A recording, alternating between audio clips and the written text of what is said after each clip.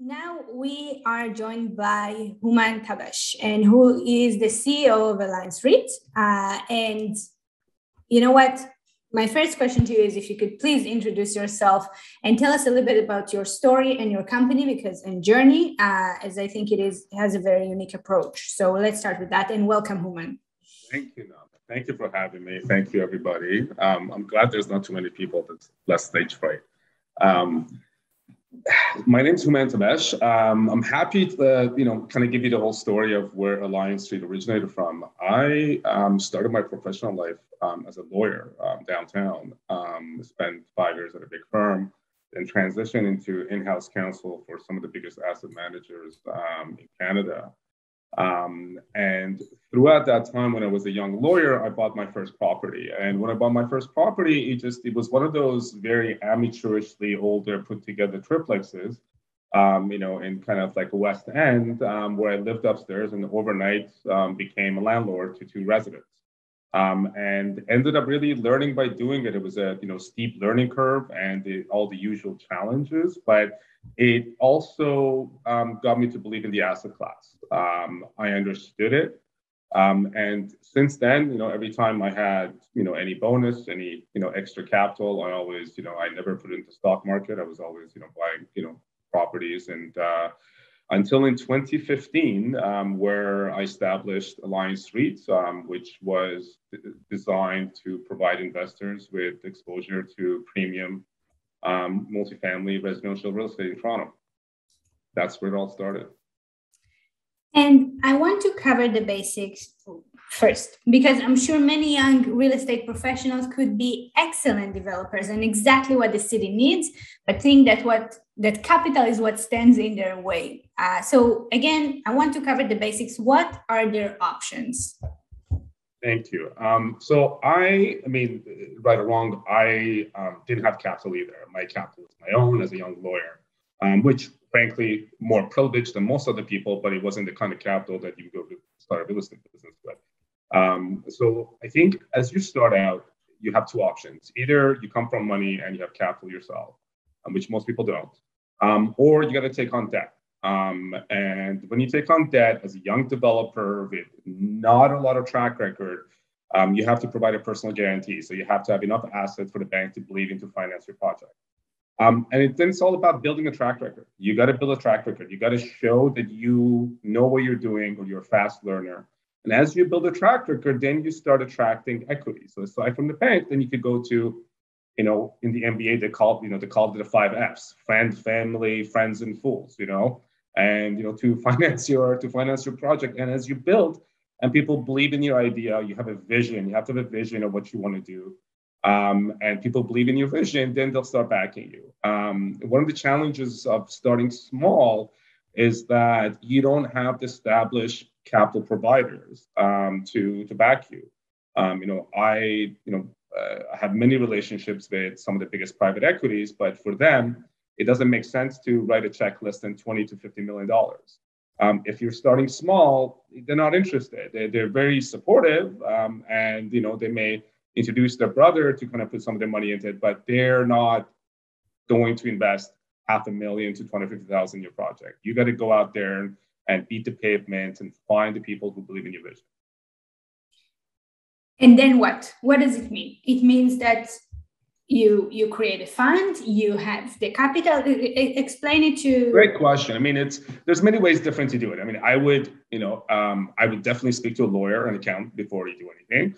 But I think the most common is really a Gplt structure, whereby you form a GP and you choose a fund, and then you get limited partners. So you're the general partner, you make the decisions, you're the builder, you're the one in charge of cost, you charge a fee for it, you have your own skin in the game, and then you're able to bring in limited partners, which essentially provide capital to you. And then you have to communicate what the vision is. When is the exit? What kind of ROI are they looking at? These are the things that investors want to know. They want to know, how I'm giving my money, am I going to get a distribution, what is going to be my return, and when I could get my money out. So my advice is be very clear on what you're promising and then follow through with that promise, because this is, I'm happy to answer two questions, but you're only as good as your last deal. If you don't do what you said you're going to do, no one's going to give you money again. Okay, so the chicken and the egg, what comes first? The property, you are tying a property, like walk us through step by step. You tying up a property, looking for the money, or making sure you have the capital and you have some sort of a thesis in place, and then go and look up for properties? You can do both, but it's always easier if you tied up, you actually have the site. Right? People want to know you actually have the site and you have the project that you want to build on. For us, it was a little bit different. For us, it was a thesis. For us, I had already had a track record in terms of the asset class that I was going to invest in. So when I first went to my investors, it wasn't that I had a specific site. It was like, this is what I've done. This is what I want to do. This is the thesis, which was essentially, we're going to go after a very specific niche that had never been institutionalized before. It was an asset class that was always dominated by mom and pops, and we want to really professionalize that asset class. So that was the thesis. But I could tell you, it's often easier if you have to have the site. If you have the site in place and you have a vision, which requires, essentially, some due diligence, it's easier for investors if they have the site for you to be able to, raise money around it. And let's talk about that due diligence, because usually, the clients that we work with, they tie up a site that we will accommodate either a mid-rise or a tall building. They have at least 90 days, at least most of the times even more, and they come for highest and best use report. With small scale development in today's market, there is no the creature of a conditional offer does not exist, which turns everything upside down because you don't have your due diligence period, and hence tying up a property and then looking up for capital kind of falls apart. What in the small scale, what is being done? Again, I could only speak for myself. Yeah. What we do, and what we do is very different. It's not different. A lot of people in a lot of other countries are doing it. A lot of people are doing it in Toronto with private capital. For us, it's a private REIT, which is in very ways it's like a public REIT, except it's not on the stock exchange. You have to have a very clear thesis of what you want to do, and you have to get people to believe in you and your abilities. If you want to go chase equity. As I said, it's easy to go get a loan from a bank. So my suggestion is if you tied up the site, you got to have enough down payment and then go to the bank. If it's a small site, I think it was a previous speaker who said, the bank, if it's a house that you're turning into a duplex or a triplex, the banks are very comfortable with that. And they'll give you up to 70%, loan to value. And so long as you come up with the other 30%, you could build it. I think where you start getting into trouble is the middle, as you said. So anywhere from 5 to 12 to 20 units, that's when there isn't the capital that's ready to back you like they are for condo. And that's where the banks are also very skittish. So for us, even though we are doing those larger projects now, we started doing duplex and triplexes. We built that track record. We built the investor confidence. And now we have the ability to have capital reserve to be able to really fund those 5 to 12 units. The next month, yeah. I could tell you it is very capital inefficient, but we often, on our development properties, we funded in equity. Because to go after the bank and the kind of rates that they're able to provide for us, we find that it actually becomes more inefficient. So inefficient from a capital deployment perspective, but we find it easier. We fund the project, we tenant it, and then once it's stabilized, then the banks at that point are very ready. Once you have the rents incoming, they're very ready to finance you. But they're generally, other than a few private lenders, they're very skittish to finance a development project with rates below 7%. I want to touch on some of your unique approaches, the neighborhoods, the community approach. But before we speak about the unique approaches, why won't you share with us the 101 of Alliance REIT? What is your thesis? And then we'll take it from there. Thank you. So I think, we provide units. So our focus is really customer focused. We provide elevated units for residents, right? So for us, we cater to our tenants, right? So we're a residential REIT. We provide rental buildings to tenants. And for us, it's all about loft style, elevated living spaces, created out of, frankly, brick and beam buildings built in the turn of the century. I am a bit of a architecture buff. I love double brick buildings. You cannot find bricklayers anymore. So for me, to be able to bring back this double brick beam buildings and kind of put all the brand new mechanical, electrical, and kind of bring them back to life.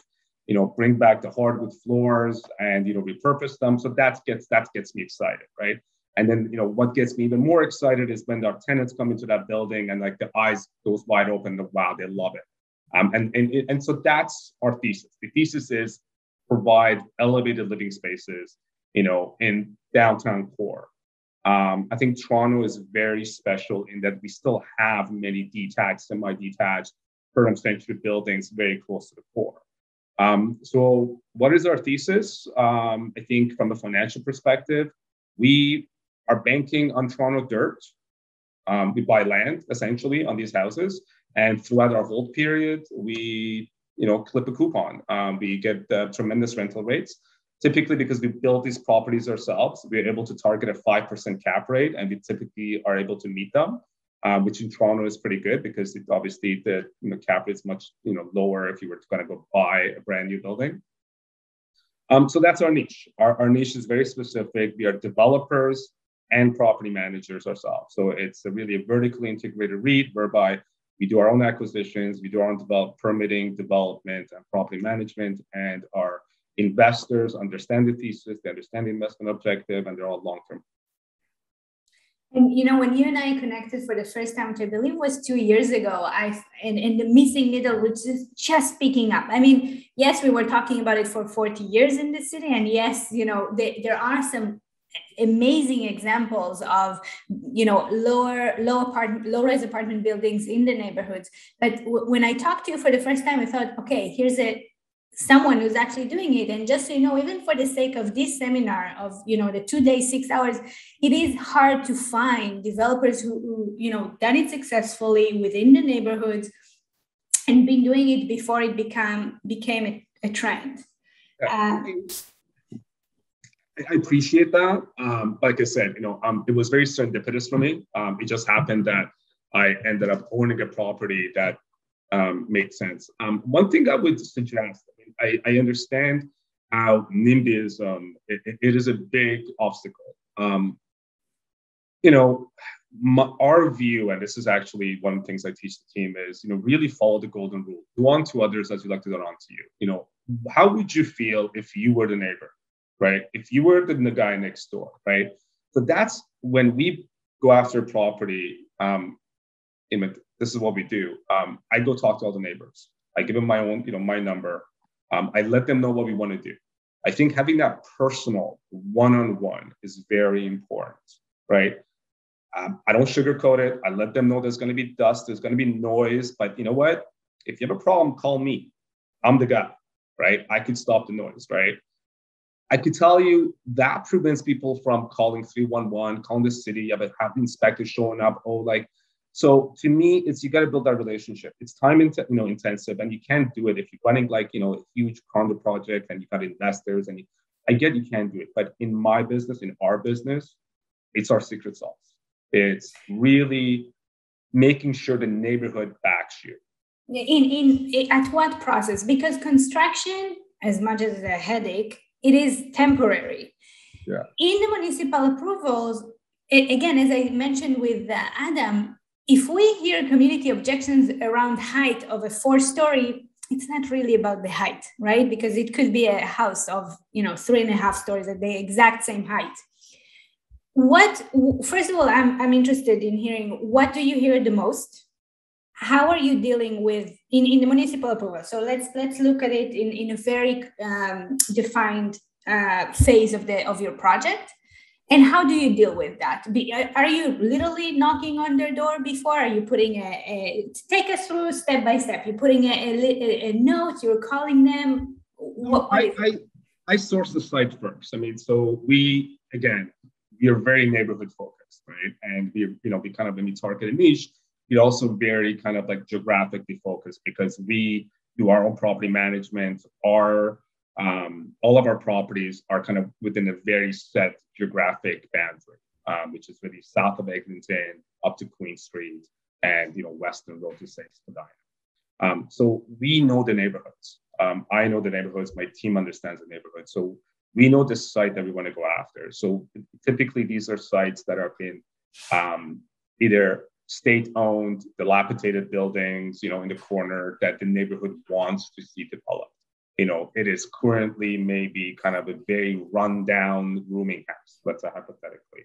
Or maybe it is a mixed-use building that is kind of boarded up, right? So these are buildings that people want to see developed, right? So for us, it's about partnering, saying, this is what we want to do. We want to bring life back to this building. We want to bring life back to this neighborhood. And because we're small and we kind of have that neighborhood, frankly, relationship, every single project, and I'm not, I don't want to jinx myself, and I don't want to pack as this is anything, you're only as good as your last. Every single project that we've gone to committee, we've been able to get a neighborhood petition, right, signed saying they support us. And that is our secret weapon. Our secret weapon, the reason we're able to do things like turn a building within 8 to 9 months is because we always have go to the neighborhood, here's the petition, we support this neighborhood, people sign it, we submit that. Once or twice we've had, random people saying be opposed, but once you have that petition from everyone around you, the committee takes that seriously.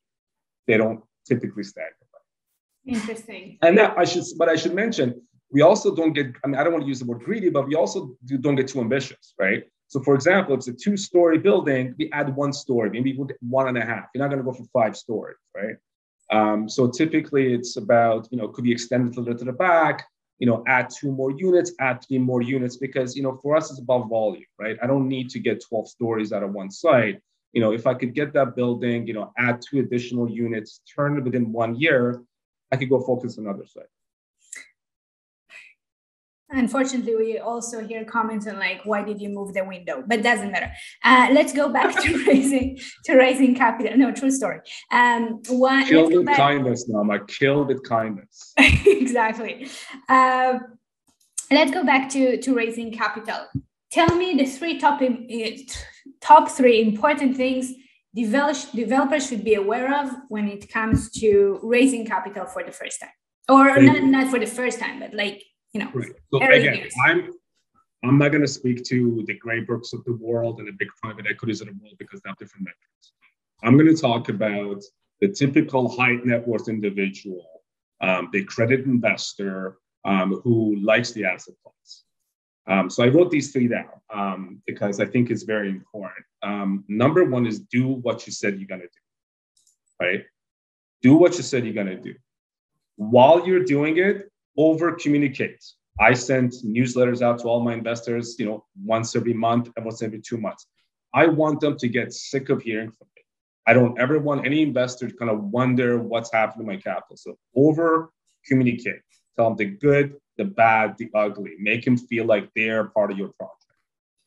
The last, align your interests with your investors, right? Your interest has to be aligned. So if you're going to take a carry, make sure it's carry based, carry is like a, incentive fee type of thing, right? Make sure it's subject to a hurdle rate. Make sure before you make any money, your investors make money, right? Because, your reputation matters. If you're doing one deal and that's all you care about, maybe you don't have to care. But if you're in it for a long term and you want people to trust you, you got to guard your reputation. So you got to make sure people who are giving you money make their money first before you make your money. We have an interesting question from the audience. I don't know if you can see the Q&A, but I will read it out loud. Maybe I can, but I can't. No. That's okay. When you're investing in a development, what is your benchmark on cash? Generally, what would be your most important metric to determine whether a project is financially feasible? Thank you. So it's very rudimentary for us. It's very math driven. For us, we project the rent that we could get, and we have experience in the neighborhood, so we know the type of rent we get based on square footage. It's really, we don't touch it unless our projection shows we get a 5% cap rate. Cash on cash, it kind of depends on, obviously your interest rate, etc. But typically we find that if they target a 5% cap rate, our cash on cash typically ends up being somewhere north of 8%, which makes sense for us. So it's a target of 5 cap.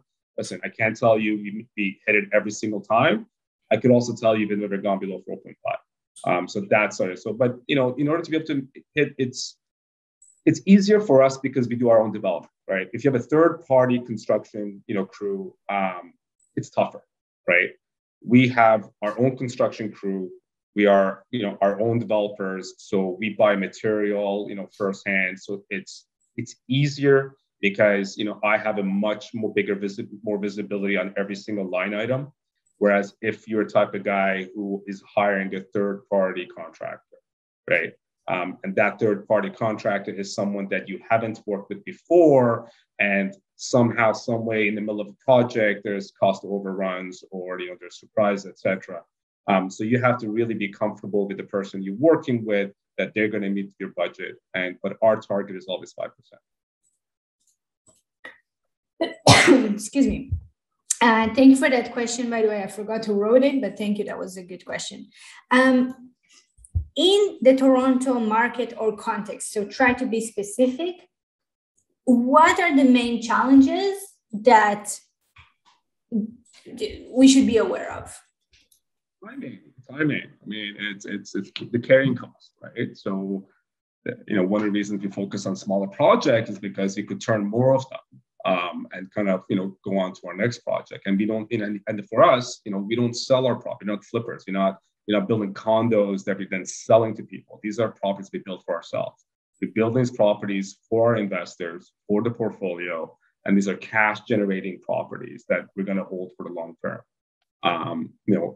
So for us, it's important to be friendly with our neighbors. I tell my team, tenants come and go, and neighbors are forever, right? So we want to make sure we have good relationship. That's why it kind of comes back to like, yeah, I could kind of like try to get an additional story, but if I could just do 3 stories and neighbors are happy with me, I'd rather that than try to maximize my density at that particular site. So I would say they're really timing, even for, listen, I love the city. I want to contribute as much as I can. So I love Toronto in every shape or form. Our focus is in Toronto. But if there was a way for us to kind of be able to, get our fourplex approved on a short track, where I don't have to wait like a year to go through committee and I'm just carrying that property, that would help us. We could add additional units. Or if I'm adding, frankly, 2 units, paying $180,000 in development costs and park levy costs, is that really supporting, creating additional rental stock, right? So I think often our policy, Toronto's policies or stated policies and practical practices are sometimes diametrically opposed. I want to finish with a question. And Adam Scheffer was the speaker right before you, and we have a project together, and we just had our open house. It's the information is public. I want to have a project with you. I want to have a project with you. And when we, in many of my projects, I advocate to zero parking, especially if you are closer to any form of transit. And we had that the community open house, and the project with Adam is family friendly rental 3-bedroom units, like something that I don't know if anyone here was in a search for a 3-bedroom unit. It's bad. It is bad. And the community, the number one topic was, how do you want us to expect us to believe that a family could live without a car? And when it comes to the missing middle and parking, for me, the answer is very, very obvious. They can't live together. From your experience, the topic of parking, what... It's an issue. Your face is we can end it here. It's an issue. Would I prefer if parking was a requirement? 100%. For every parking spot I gotta live, that's a unit that I could build. Because it's really just flat. Like it's not like you have underground parking. Like for us, I have to leave surface space for that I can't develop. But I'm gonna now put myself in a neighbor's shoes. And as a guy who grew up on Marchmount, downtown Toronto, listen, it's tough to find parking. It's tough to find street parking, especially coming home at 5 in the afternoon, right? So from a neighbor's perspective, right? Oh, you're adding 4 additional units. There's no parking there. That's 4 additional cars. Not gonna take a spot on the street.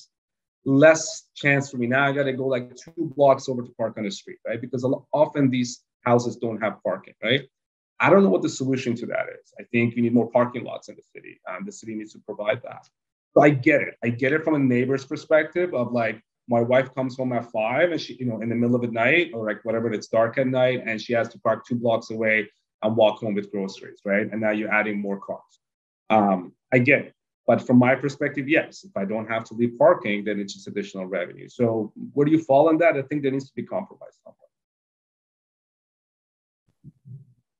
Case for it, it would be near transit. I advocate, or I should say, I practice what I preach. I live a car-free family, and that's what I think the future really is, or the direction we are heading is, especially the tenants we're talking about.